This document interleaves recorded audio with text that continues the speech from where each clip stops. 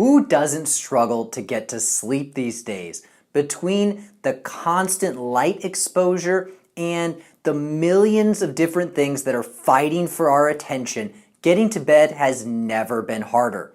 That's why I'm going to show you my top 4 strategies to optimizing your sleep so that you can recover faster.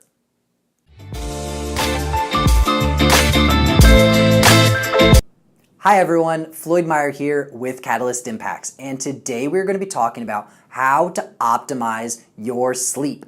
Now, sleep is vitally important, and it's recommended that you get between 7 to 9 hours of sleep each night. But unfortunately, this isn't happening for so many people, for millions of people in this country and in the world at large. And they've done studies. Lots of people think that having lack of sleep is a badge of honor that they wear, showing that they're accomplishing their goals. But in the studies, they've shown that if you get less than 6 hours of sleep, your reaction time is going to be the same as someone who has a blood alcohol content of greater than 0.08. So your reaction time is going to be the same as someone who is legally drunk. Now, obviously, this can have implications if you're driving, but it also can affect, what if you're running a company, or what if you're working with someone and you're trying to make your positive impact, but you're performing at a level that's the same as if you were legally drunk. So I'm going to give you my top 4 strategies so that you guys can optimize your sleep. Now, step 1 is going to be tracking your sleep.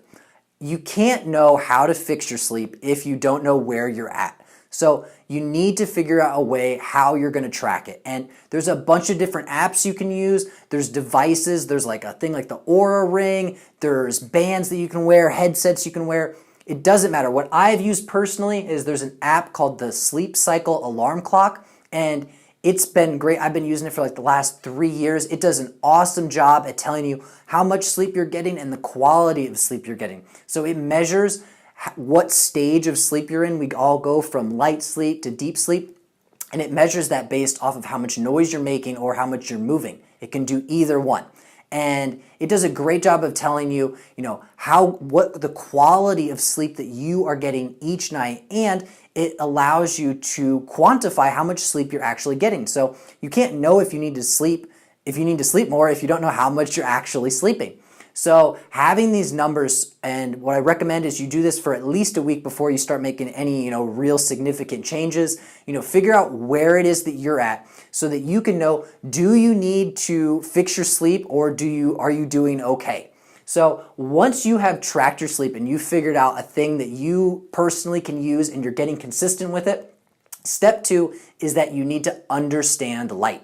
Now, we all remember from school where they taught us about the rainbow. You have Roy G. Biv, red on one side, we have blue light on the other side, and it really matters which type of light is coming at you. So blue light specifically, those wavelengths on that end of the spectrum are what's going to tell our eyes that it's daytime.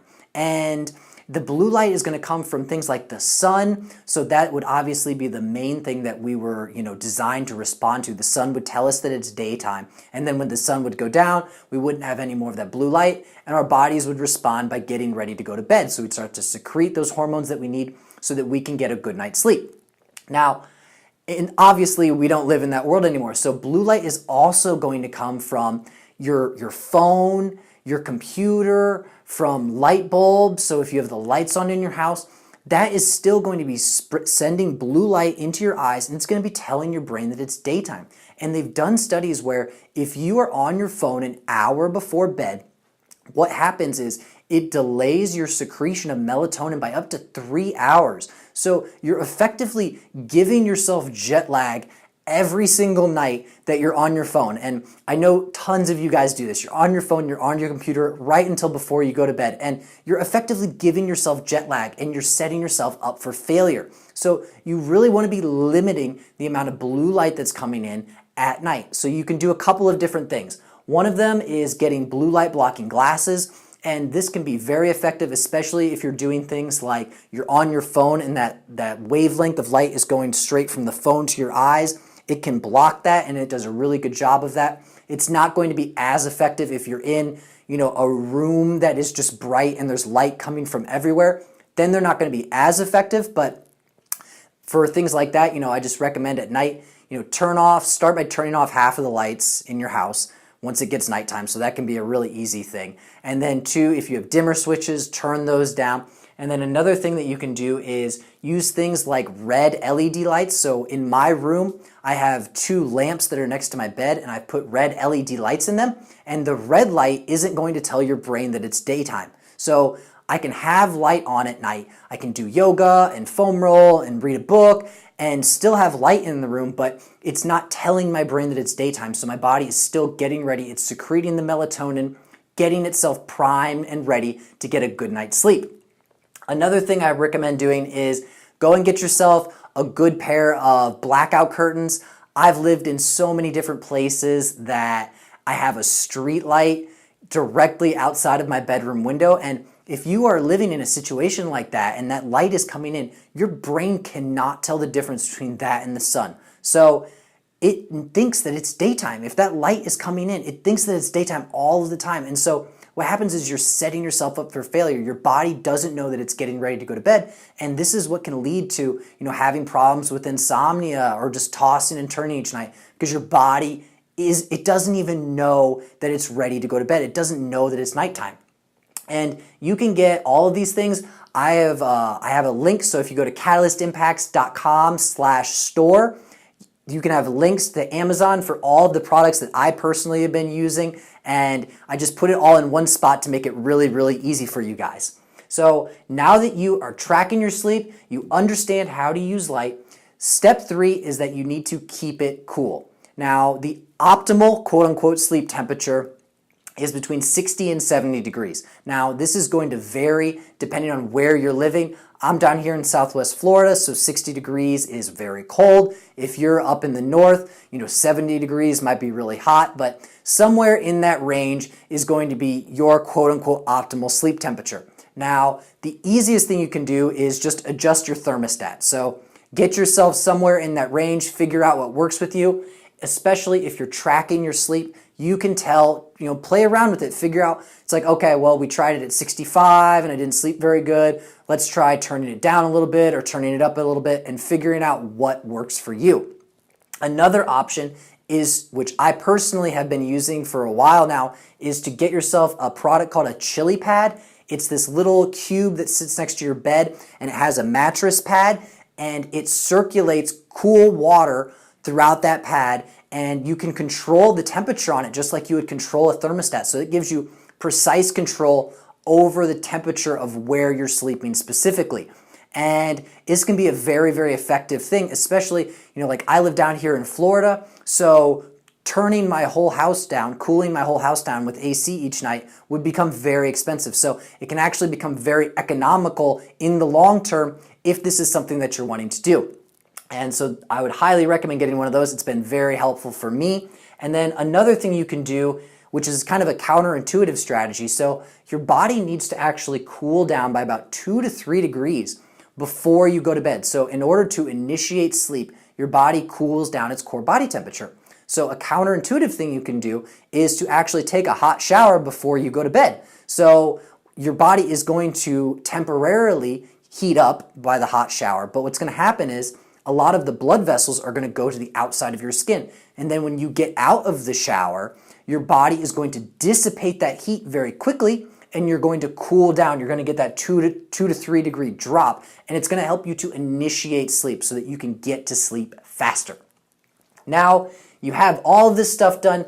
Step 4, and this one's probably the most important, is you need to have a schedule. Your body is only so malleable. It can only handle so much. You need to have a set time that your body knows this is the time that we're supposed to be asleep and this is the time that we're supposed to be awake. And if you don't do that, that's when you get into a situation where you're constantly fighting against your own body.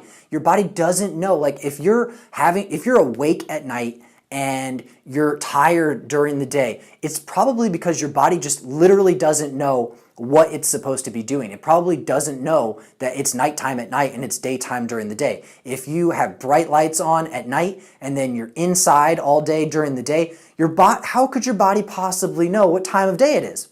So you need to have a consistent schedule that your body is following in order to perform at a high level. In order to get that really deep sleep and then have energy during the day, your body needs to know what time it is. And that goes back to the circadian biology that I've talked about previously. So the first step is getting your light checked. So you want to make sure that you're not getting the blue light exposure at night and you're getting plenty of blue light exposure during the day. And then the other thing is following the time-restricted eating protocol, which I've talked about in previous videos, so make sure you check those out if you haven't already.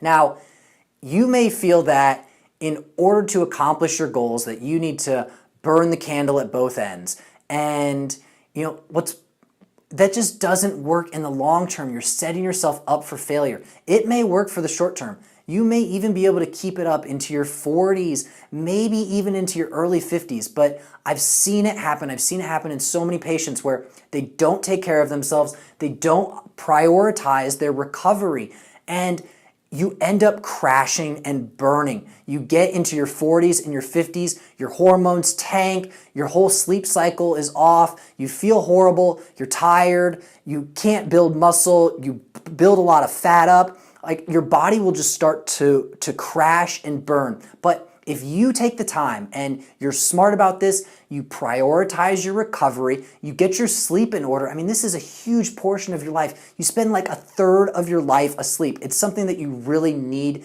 to take the time, get these things set up, follow these protocols, and you will be able to perform at a high level for years, decades to come.